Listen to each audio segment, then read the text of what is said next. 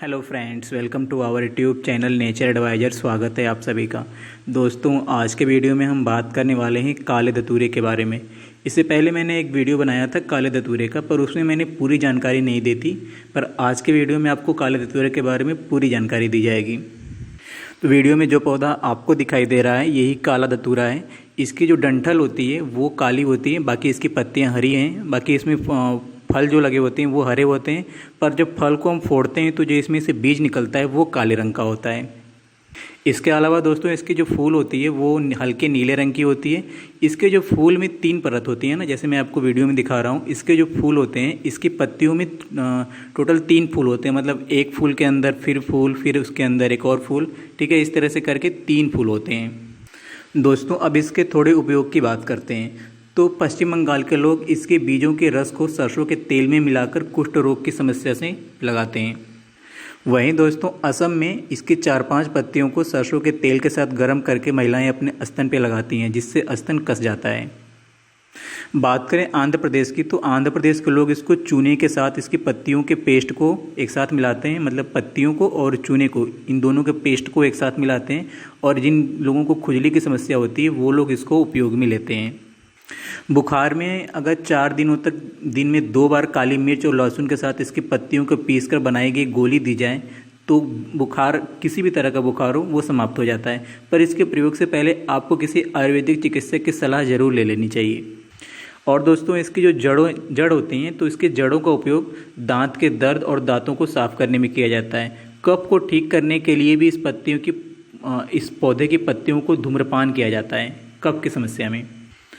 और दोस्तों, इसके पत्तों और बीज के रस को तेल में मिलाकर गठिया के सूजन, फोड़े और गांठों के दर्द को दूर करने में उपयोग में लाया जाता है। काले धतूरे के बीज, पत्तियों और जड़ों का उपयोग पागलपन, बुखार, दस्त, मस्तिष्क संबंधी जटिलताओं, त्वचा रोगों में किया जाता है। एक दवाई होती है होम्योपैथिक की स्टारमोनियम करके, उसमें इसी का प्रयोग किया जाता है। जो लोग आंशिक रूप से पागलपन के शिकार होते हैं वो स्टारमोनियम का सेवन करते हैं। दोस्तों, यह पौधा पाइल्स यानी बवासीर की समस्या में भी उपयोग में लिया जाता है।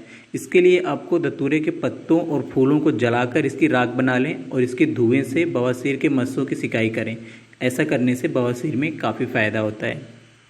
और दोस्तों, इसको जो है तिल के तेल के साथ मिलाकर लगाने से शरीर में किसी भी जगह का दर्द होता है वहाँ पे तुरंत आराम मिलता है। धतूरे का उपयोग सबसे ज़्यादा लोग सावन के महीने में भगवान शिव को चढ़ाने के लिए करते हैं। वैसे तो आम लोगों के बीच इसे एक जहरीले फल के तौर पे देखा जाता है, पर इसे पूजा के अलावा किसी और काम में प्रयोग नहीं लिया जाता है। लेकिन इसका प्रयोग कई तरह की समस्याओं का निदान करने में किया जाता है। आपको जानकर हैरानी होगी कि धतूरा गंजापन को दूर करने में भी सहायक है। आइए इसी तरह के कुछ और भी आकर्षक तथ्य जानते हैं। यदि हर रोज़ कोई व्यक्ति धतूरे के रस में तिल का तेल मिलाकर गठिया या फिर जोड़ों के दर्द में इस्तेमाल करे तो इससे न केवल जोड़ों का हल्का दर्द बल्कि गठिया में भी काफ़ी आराम मिलता है। यदि कहीं किसी व्यक्ति को शरीर पर कहीं घाव हो जाए तो हल्के गुनगुने पानी में इसकी पत्तियों को धोकर वहाँ पे उसकी पोटली बांध ले, और इससे क्या होगा कि घाव पक जाएगा और आराम मिलेगा। इसके अलावा इसका प्रयोग मच्छर को भगाने में भी किया जाता है। इसे धतूरे के पत्तों को आप सुखा लें और उसको फिर जला दें। इससे क्या होगा, मच्छर, कीट पतंगे आदि दूर भाग जाते हैं। लेकिन आपको यहाँ पे एक सावधानी बरतनी है कि कभी भी इसकी पत्तियों को बंद कमरे में करके नहीं जलाना है ना। मतलब जब कमरा खुला हो तो आप जला सकते हैं, क्योंकि धुआं अगर स्टोर हो गया तो आपके लिए नुकसानदायक भी हो सकता है। सूजन को सही करने में इसका प्रयोग किया जाता है। आपको क्या करना है कि धतूरे के बीज पीसकर सरसों का तेल मिला लें और इस मिश्रण से पैरों की मालिश करें, या फिर जहाँ पे सूजन है उस मतलब अफेक्टेड एरिया में लगाएं। इससे करने से क्या होगा, सूजन में कमी आ जाएगी। बेहोशी या फिर मिर्गी की समस्या में इसका प्रयोग करते हैं। मतलब कई बार ऐसा होता है कि व्यक्ति को मिर्गी आती है और वह बेहोश हो जाता है। तो ऐसे व्यक्ति को आपको क्या करना है, इसके धतूरे के पत्तों का रस निकालकर 4-5 बूंद उसके नाक में टपकाना है आपको। ऐसा करने से बेहोशी दूर हो जाता है।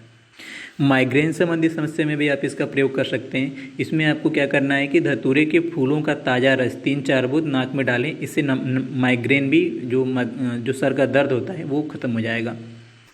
यदि किसी व्यक्ति को बार बार चक्कर आता है तो वो इसके फूलों का सुगंध ले सकता है ना। ऐसा करने से क्या होगा कि चक्कर आना बंद हो जाएगा। अंडकोश के सूजन में दोस्तों इसका प्रयोग करते हैं। इसमें आपको क्या करना है कि धतूरे के बीजों को आपको शहद में मिला लेना है ना, मतलब धतूरे के जो बीज होते हैं उसको कूट लीजिए और उसको शहद में मिला लीजिए और इसका लेप आपको अंडकोश पे करना है।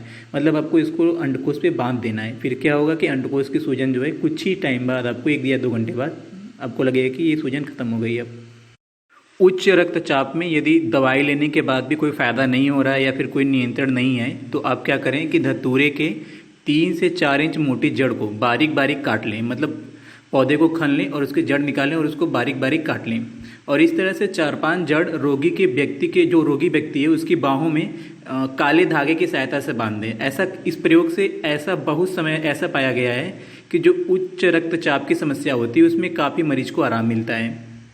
इसके अलावा दोस्तों स्तंभन शक्ति को बढ़ाने में भी धतूरे का प्रयोग करते हैं। अब काले धतूरे के बीज को पीसकर नाभि के आसपास इसका लेप कर देना, इससे स्त्री और पुरुष दोनों को फायदा होता है। मतलब इसका उपयोग जो है दोनों लोग कर सकते हैं। दांत के दर्द की समस्या में आपको क्या करना है कि काले धतूरे का जो बीज लेना है उसको छोटा छोटा गोली बना लेना है ना, उसको पीस कर उसका पेस्ट बना लें। उसके बाद पेस्ट को सुखाकर उसका गोली बना लें और जब भी कभी दांत दर्द हो तो आप इसको क्या करना है, आपको मुंह में रखना है ना, इसका सेवन नहीं करना है, आपको इसको मुंह में रखना है और कुछ टाइम बाद इसको थूक देना है। ऐसा करने से दांत दर्द की समस्या में काफ़ी फायदा होता है। तो दोस्तों आज के वीडियो में सिर्फ इतना ही। मैंने आपको धतूरे के बारे में पूरी जानकारी दे दी है। अगर ये वीडियो आपको अच्छा लगा हो तो अपने दोस्तों और परिवार के लोगों के साथ शेयर कर सकते हैं। इसके अलावा इस वीडियो को लाइक और चैनल को सब्सक्राइब करना बिल्कुल ना भूलें। और साथ ही साथ अगर आप ऐसे ही स्वास्थ्य संबंधी वीडियो प्रतिदिन चाहते हैं तो इसके अलावा बेल आइकन प्रेस कर सकते हैं। Thank you for watching video guys. Thank you very much.